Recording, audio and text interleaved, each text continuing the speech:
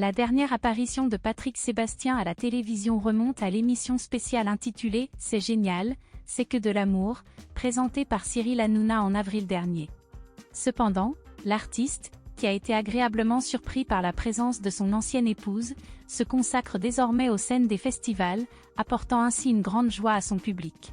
Le 8 juillet, lors du Festival Mort en Corrèze, Patrick Sébastien, le roi de la fête, a enflammé la scène avec une performance dynamique accompagnée de ses musiciens. Tout semble aller pour le mieux pour lui, n'est-ce pas? Pas tout à fait, car sa société Looping vient d'être placée en liquidation judiciaire. Selon les informations de l'Informé, reprises par la Dépêche, l'homme de télévision fait face à une faillite. Le 8 novembre dernier, le premier coup dur est survenu pour l'interprète du célèbre tube « Les Sardines ». Sa tournée 2022 à 2023 du plus grand cabaret du monde a été annulée à la dernière minute. L'animateur exprimait sa tristesse et sa profonde déception, affirmant ne pas être responsable de la situation. Le producteur du spectacle, Thierry Martin, évoquait quant à lui des raisons budgétaires qui empêchaient de proposer au public le spectacle auquel il pouvait légitimement s'attendre.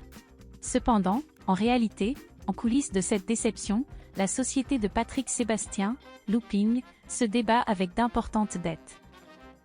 Elle a été placée en faillite, comme nous l'apprenons. De plus, une procédure de liquidation judiciaire a été entamée. Pourtant, le plus grand cabaret du monde, après avoir été retiré des antennes en 2019, avait trouvé une nouvelle vie sous la forme d'un spectacle. Cependant, selon les informations fournies par nos confrères, la société ne présentait pas des résultats financiers impressionnants. En effet, il mentionne une perte de 804 655 € et une dette de 1,9 million d'euros pour l'exercice clos fin janvier 2022, malgré un chiffre d'affaires de 6 millions d'euros. Il s'agit de la deuxième année consécutive de déficit.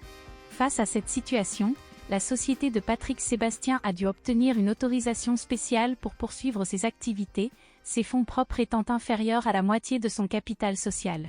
Il s'agit d'une situation très précaire, car les comptes affichaient un déficit de moins 823 007 €, pour un capital social de seulement 1 500 €.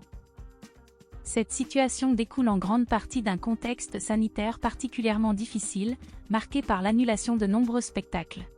Néanmoins, la société a pu bénéficier de nombreuses aides publiques dans ce domaine, notamment une somme de 336 245 € provenant du Fonds de sauvegarde du Centre national de la musique, ainsi que 69 580 € d'aide Covid et des indemnités d'un montant de 617 760 € au titre de la garantie dommage spectacle pour l'exercice clos en janvier 2022.